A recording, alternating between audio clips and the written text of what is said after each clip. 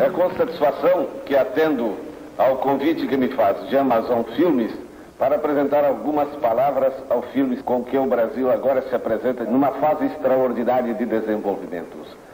A sua dimensão imensa continental está sendo rasgada por estradas que ligam em todas as direções o solo brasileiro. As indústrias desenvolvem-se com uma rapidez extraordinária. A indústria siderúrgica, a indústria de automóveis e agora um movimento pioneiro que abala toda a nação, leva para o coração do Brasil um centro de cultura e de civilização que será amanhã a nova capital do Brasil, Brasília. Brasília vai incorporar ao território brasileiro mais de 6 milhões de quilômetros quadrados. A década de 1960 no Brasil foi marcada por transformações culturais, comportamentais e por eventos políticos que impactaram a vida social.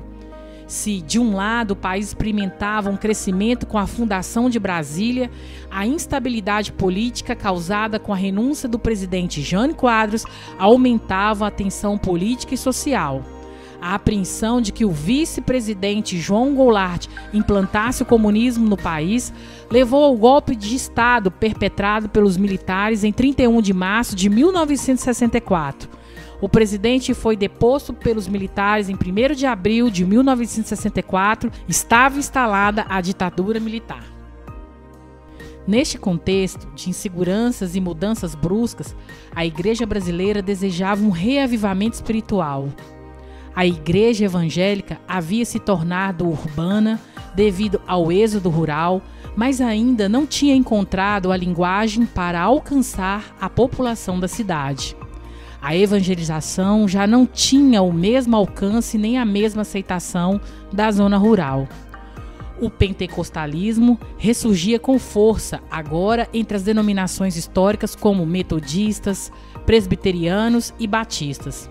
O movimento da renovação pentecostal surgia como respostas para o indivíduo urbano que buscava uma resposta de Deus em meio ao caos.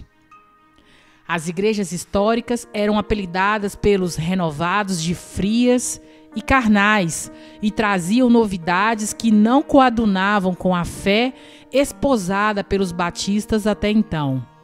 Neste contexto, a igreja teve que lidar com os ventos de doutrinas que assolavam a membresia. Assim, enquanto trabalhava pela expansão em Valadares e em outras cidades, a primeira igreja batista era desafiada a defender sua fidelidade à sã doutrina e ser fiel aos ensinamentos bíblicos. Nessa época, era pastor interino da PIB-GV o pastor José Alves da Silva Bittencourt. Ele foi um batalhador pela fé e a sã doutrina e pela unidade dos batistas em Minas Gerais. Era secretário adjunto da convenção e, por este motivo, não pôde continuar na liderança da primeira igreja batista de Governador Valadares. O sucessor de Bittencourt foi o pastor Hilton Carneiro de Souza. Assumindo o ministério neste contexto de mudanças, o novo pastor apresentou como prioridade em seu ministério o evangelismo. Uma de suas primeiras providências foi levar a igreja a adquirir uma Rural Willys para ser usada no evangelismo de ar livre. Com alto-falantes no teto do carro, o evangelho era anunciado em alto e bom som.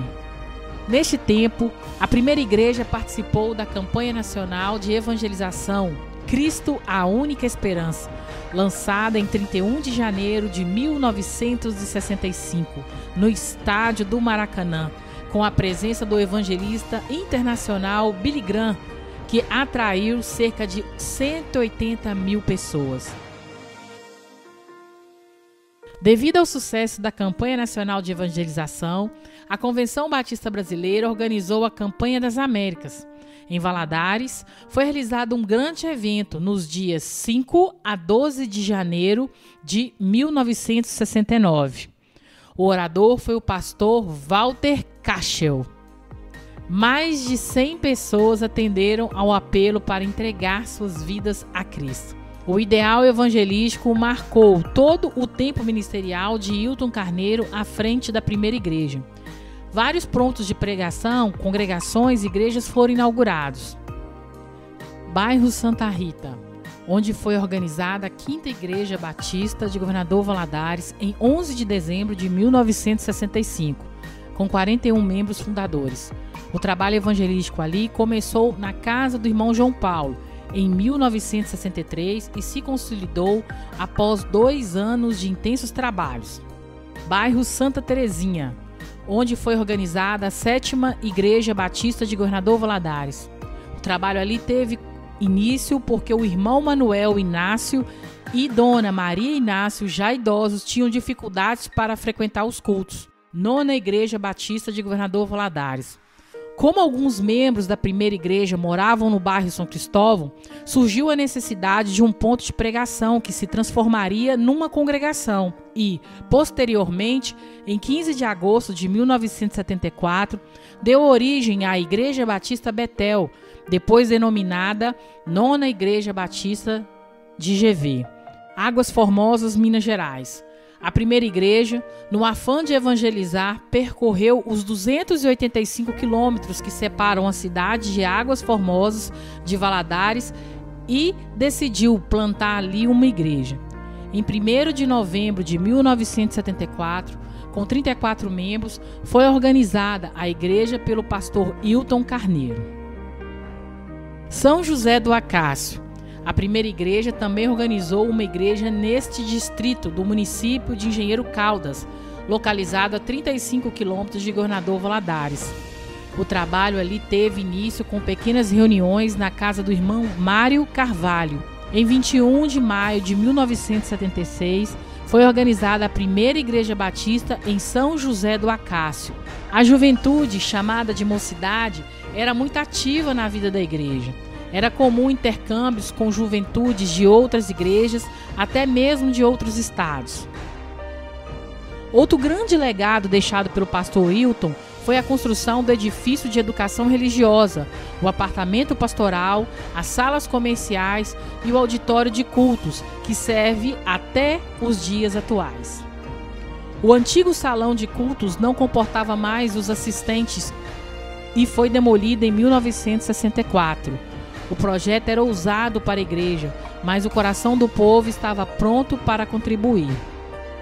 O novo templo seria construído no mesmo local do antigo, e apesar do tempo difícil que atravessou, a obra avançava, embora com poucos recursos. No dia 4 de março de 1974, o sonho se concretizou e o templo foi inaugurado para a honra e glória do nome do Senhor. Todos puderam entrar no novo templo, como no lugar definitivo e apropriado para cultos e reuniões dos servos de Deus. Pastor Hilton Carneiro liderou a igreja por 14 anos, de 1961 a 1975. Quando pediu exoneração do ministério da PIB-GV, para organizar e liderar uma nova igreja na cidade, que depois foi denominada de Igreja Batista Central. Com a saída do pastor Hilton Carneiro, o momento da igreja era de crise e exigia um obreiro conciliador e unificador da igreja. O carioca Hélio Schwartz Lima, que liderava a primeira igreja batista de Mantena e veio em princípio para ser o pastor interino, sendo depois efetivado no ministério da PIB-GV em julho de 1976. Em seu curto ministério, a igreja experimentou um crescimento exponencial. Em julho de 1981, atendendo ao convite da Igreja Batista 2 de Julho, transferiu-se com sua família para Salvador, Bahia, onde o esperava um novo desafio. Marca importante dessa época é a colaboração dada pela Igreja para a educação teológica. Durante a década de 1970, funcionou em suas dependências o Instituto Teológico Batista Mineiro, que oferecia o curso médio em teologia.